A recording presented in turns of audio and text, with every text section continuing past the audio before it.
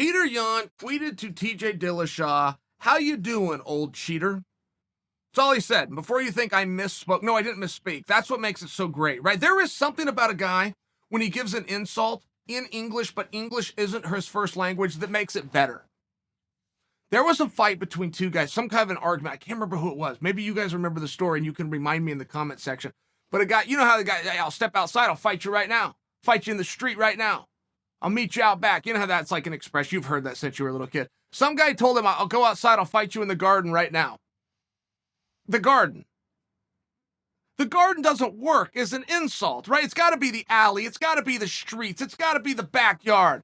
He said, I'll fight you in the garden. And it's one of these things that has just kept that joke around. I mean, that one's going to be around as long as Kick His Ass Seabass. Like, there's some of them you just can't ever get rid of. And there's something on Petr Yan saying, how's your recovery going, old cheater?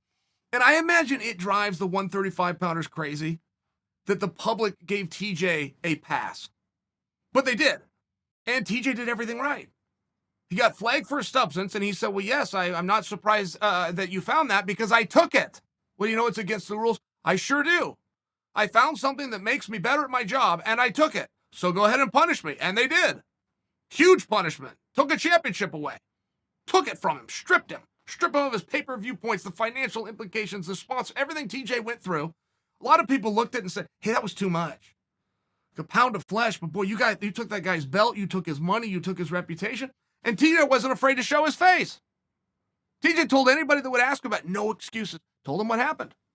You may like that or you may not like it, but society was very nice on TJ, and people just don't care. So Petr Yan, who's in the division, is probably so frustrated, because if those two fought right now, Petr Yan and TJ, Yan would get booed and TJ would get a standing ovation. That probably drives Yan crazy. Remember when Daniel had to go through that? Daniel had to go through that at a press conference with Jon Jones.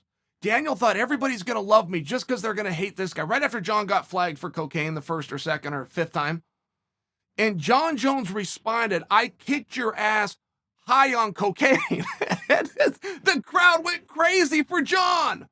They all cheered him. They all kept booing Daniel Cormier, who had done nothing wrong. And Daniel tried to get logical with it. Daniel goes, you guys are telling this guy you're proud of him because he hasn't done cocaine in 8 months. I'm 39. I haven't done cocaine in 39 years. Where's my applause? Crowd booed him. They booed him, cheered for Cokie over there. It's one of those things. And I know I'm comparing, but it's one of those things. It probably is very frustrating for Petr Yan and everybody else that the public has forgiven and forgotten everything that happened to TJ. To the point that people are almost sympathetic to him and go, hey, TJ deserves a title shot. TJ should be back in there for a title. That was his belt, and he never lost it, right? I mean, the people really got behind TJ because of TJ, way how TJ handled it, which was the truth. Truth will set you free. TJ told the truth.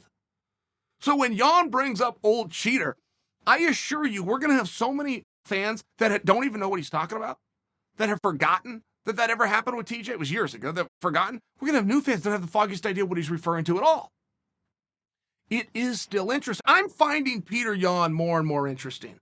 I am really liking Yan more and more. I have always respected. I have respected him from the night that I saw him fight Uriah Faber.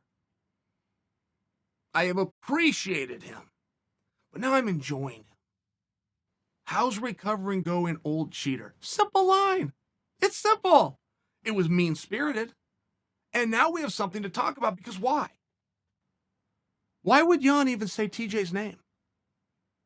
Yan is supposed to be fighting Sterling.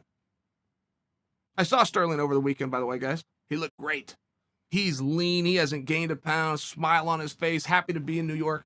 I didn't have time to visit with him and ask him how the recovering injury and what does that look like. It probably, by the way, even if I did have time, I wouldn't have asked him that. It's like when a guy has a sling on his arm and you come and go, what'd you do? It's like, you don't think he's answered that question to everybody else that he's seen since the sling got his... Shut up.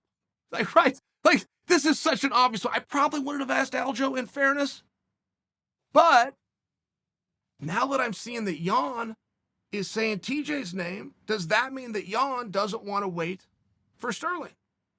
And I would personally find that interesting. I believe all belts need to be defended. It infuriates me that the BMF belt is not circulating through and having a lineage and being passed.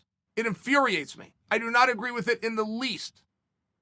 And I do not agree with the people that say Usman's the BMF champion. No, he's not. That belt was not on the line. The BMF champion is Masvidal. He will only defend it on a title fight. It's relevant. It's the fine work, but that's the way it works. I extend this to the interim championships. I'm one of the few. I like them. I like the interim belt a lot. I think that when you have Surreal, by example, versus Francis, and you make a poster and they both have a belt, and you have Warrior versus Hogan, IC title, world heavyweight title collide. I like that. I think it's worth it.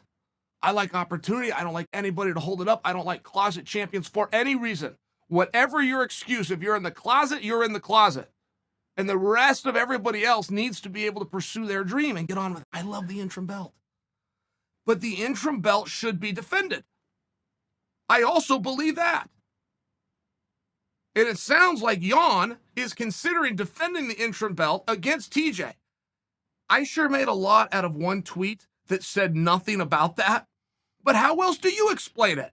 Why do you think Jan, who is supposed to be fighting Sterling, and we know that Aljo has held things up, we know and wish him well that he's getting better, but it looks as though Jan wants to get on with it, and he's starting to look in the direction of TJ, which means the interim title would be up for grabs, and with it comes the number one contendership. I like that. I want to see it. I hope I'm right. Petr Yan, TJ Dillashaw. Yes, please.